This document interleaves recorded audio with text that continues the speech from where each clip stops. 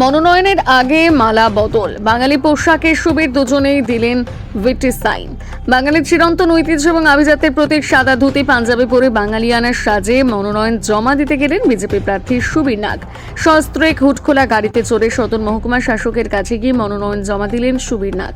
এদিন জমকালো শোভাযাত্রা করে দলীয় কর্মী সমর্থক, মতুয়া সম্প্রদায়ের মানুষ, খোল কারতাল, তার ছোটবেলার ফিজিক্সের শিক্ষক তাকে সঙ্গে নিয়ে চুঁচুড়া শহর পরিক্রম করে মনোনয়ন জমা দেন সুবীর নাগ।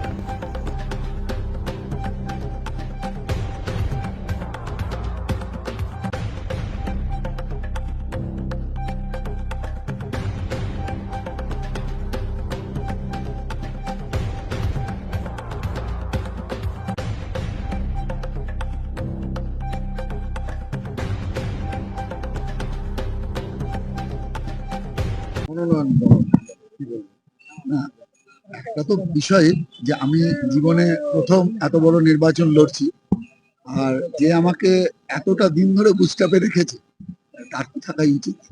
তার সাথে আমার কার্যকর্তারাও সবাই এসছে, কিন্তু এখানে তো ঢোকবার সীমিত মাত্র 4 জনকে দেয়। আমার 4 জন প্রপোজার আছেন। আমি একদম 11-12 যার কাছে ফিজিক্স পড়েছি, আমার স্যার, তিনি আমাদের জ্যোতিষচন্দ্র বিদ্যাপীঠে হেডমাস্টার ছিলেন, ডক্টর সমব্রত সরকার আছেন। আমার বন্ধু তপব্রত চৌধুরী, আমাদের মথুয়া মহাসংঘের এই জেলার সংঘাধিপতি ছিলেন মৃণালকান্তি বিশ্বাস মহাশয়। আমরা নমিনেশন দিতে যাচ্ছি সকলের আশীর্বাদ নিয়ে। দাদা, আজকে দেখা গেল সহস্ত্রী স্ত্রী আপনাকে মালা পরালো যাত্রা শুরুর আগে। স্ত্রী বলল শুভ কামনা সবসময় প্রত্যেকটা নারী থাকবে পাশাপাশি। ভালো লাগলো।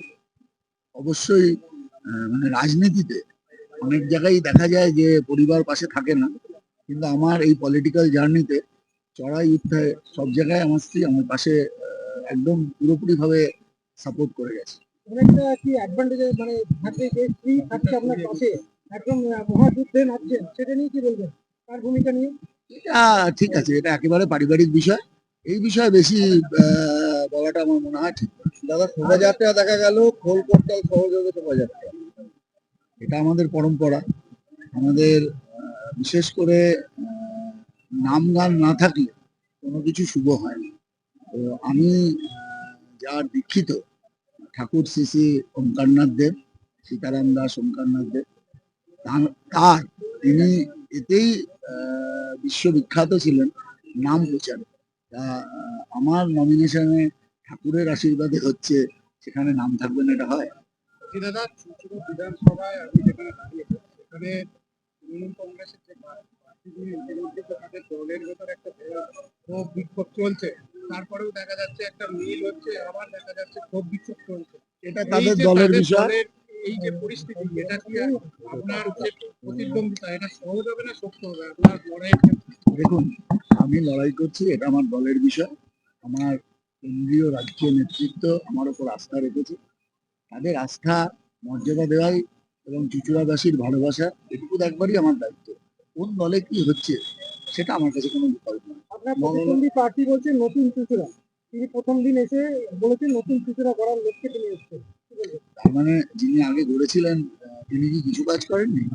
আমি একটা কথাই বলবো যে আমরা দেখেছি তৃণমূল আমলে আমার ঠিক বাড়ির সামনে আপনারা যদি যান দেখতে পাবেন, আমাদের একটা স্বাস্থ্য কেন্দ্র হয়েছে, গত 3-4 বছর হয়ে গেল, কিন্তু সেখানে আজ পর্যন্ত কোনো ডাক্তার বা পরিষেবা হয়নি।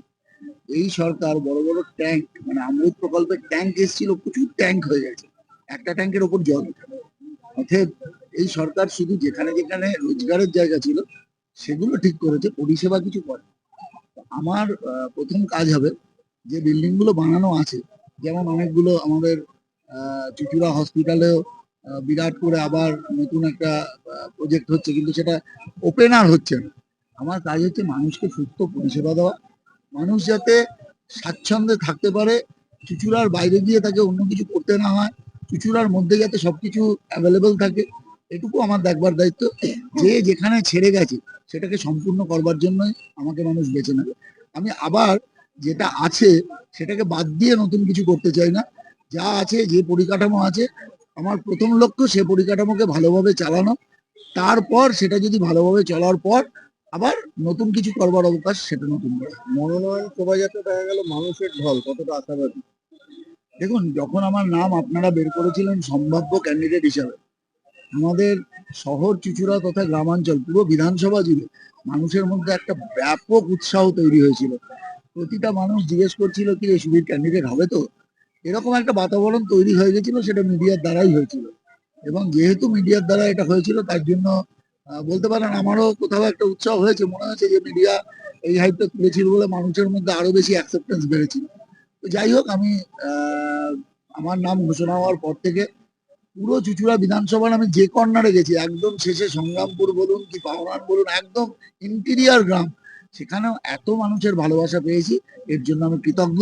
আমার চুঁচুড়া বিধানসভার প্রত্যেকটা মানুষকে আমি নতমস্তকে প্রণাম জানাই আমাকে এভাবে ভালোবাসা এবং আশীর্বাদ দেওয়ার জন্য।